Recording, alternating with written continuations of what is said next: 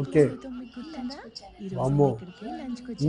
చెరుకు రసము, జున్ను, పాయసము, పొంగనాలు, పులిహోర, చక్కెర పొంగలి, పచ్చళ్ళు, కొబ్బరి హల్వా, దోశ, అన్లిమిటెడ్, మళ్ళీ నెయ్యి.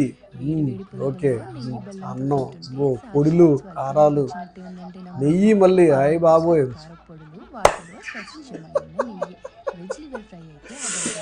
పచ్చి పులుసు కూడా, మళ్ళీ చిబ్బరిలో మళ్ళీ గడ్డ పెరుగు. వామ్మో ఏంద్రా బాబు, అయ్య బాబు.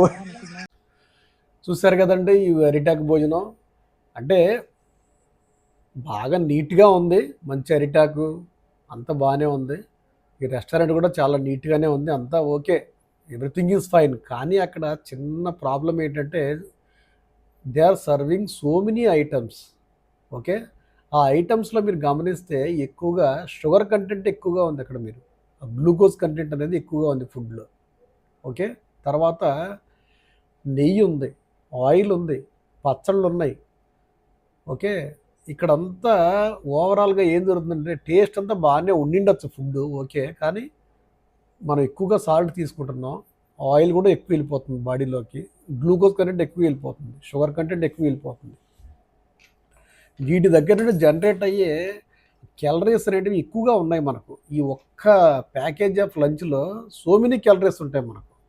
ఓకే, సో మనం మామూలుగా ఇలాంటి ఫుడ్ అనేది ఏదో ఒక్కసారి, నెలకొకసారో లేకపోతే 6 నెలలకు ఒకసారో తీసుకుంటే పర్వాలేదు, కానీ డైలీ మనం ఇలాగ ఇంట్లో గాన తీసుకుంటే గాన ఏం జరుగుతుంది, ఆటోమేటిక్గా ఓవర్ వెయిట్ అయిపోతాం మనం, ఎక్కువగా బాడీ వెయిట్ ఎక్కువగా పెరిగిపోతుంది.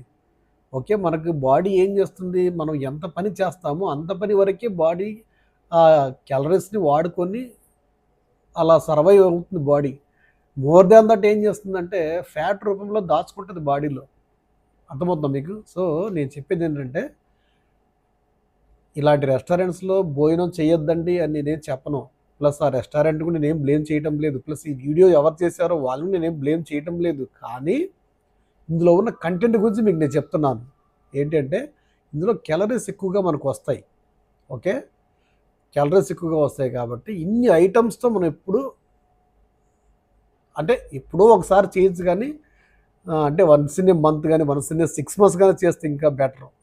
మోసం చెప్తున్నాను నేను, అంతే తప్ప మనం డైలీ ఏదో కొంచెం లైట్గా ఇంతే అన్నం తీసుకోవాలి, ఒక కప్ ఆఫ్ రైస్ తీసుకొని వెజిటబుల్స్ ఎక్కువగా ఉండేది చూసుకొని డైలీ కొద్ది గొప్ప ప్రోటీన్స్ ఉండాలి ఆ డైట్లో మనకు ఖచ్చితంగా. ఇందులో ప్రోటీన్ ఐటమ్స్ నాకేం కనిపించలా.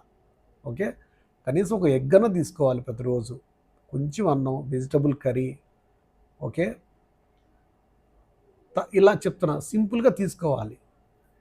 ఇలా ఎక్కువగా గ్లూకోజ్ కంటెంట్ ఉన్న ఫుడ్ ఐటమ్స్ తీసుకుంటే ఆటోమేటిక్గా ఫ్యాట్లో కన్వర్ట్ అయిపోయి ఫ్యూచర్లో ఓవర్ వెయిట్ అయిపోయి ఈ డయాబెటీస్, హైపర్ టెన్షన్ అని రకరకాల సమస్యలతో బాధపడుతూ ఉంటారు. సో వీటన్నిటిని కట్టడి చేయాలి, బ్రేక్ చేయాలి అనుకుంటే గాన మీరు ఇన్ని ఐటమ్స్తో కూడిన ఫుడ్ అనేది తినకుండా మంచిది కాదు. That is my suggestion. Okay, thanks for watching. Kindly follow my videos for more updates on health videos.